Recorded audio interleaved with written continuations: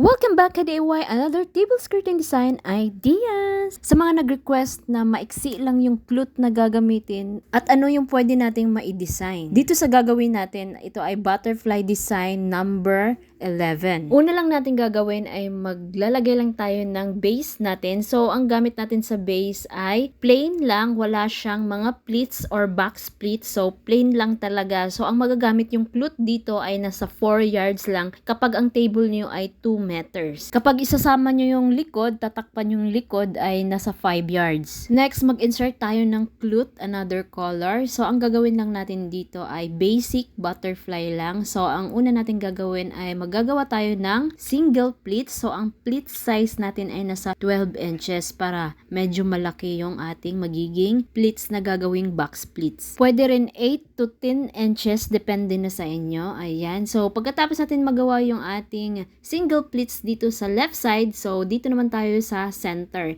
So bago tayo maglalagay ng another pleats sa center, magme-measure muna tayo ng space na 6 inches para sa ating magiging scallop.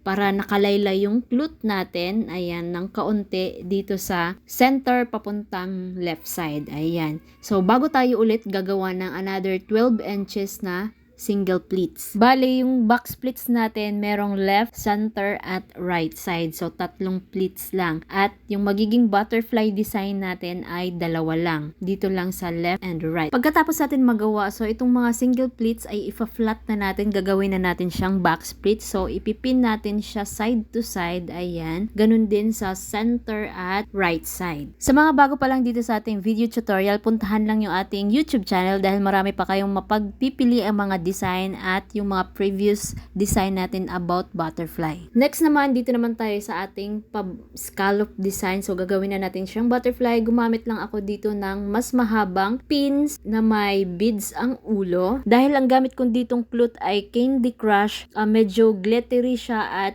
madulas, so kailangan mo ng mas mahabang pins at dudublihin mo yung pagpin. Kahit anong clut pwede mong gamitin, silk henna, silk satin, or mga sequins, depende na sa inyo kung anong klaseng clut ang gagamitin nyo. So, yung ginamit ko ay Candy Crush, glittery siya, ayan. So, ayan, dinoble ko yung pins para hindi dumulas yung clut natin. Ito na yung final look niya mga ka-DIY. Simple at napakadaling gawin at napaka-elegante tingnan. Dagdag na yung magandang quality ng tela. Perfect na perfect tong design na to sa kahit anong okasyon at maiksi lang yung clut na magagamit nyo. Huwag kalimutan mag-like, subscribe at i-hit ang notification bell para lagi kayong updated sa mga bago nating i-upload. Follow at i-share na rin itong ating video para mas marami makanood, matuto at magkaroon ng idea sa ating mga tinuturo. Maraming salamat, ingat and God bless everyone. See you on next upload.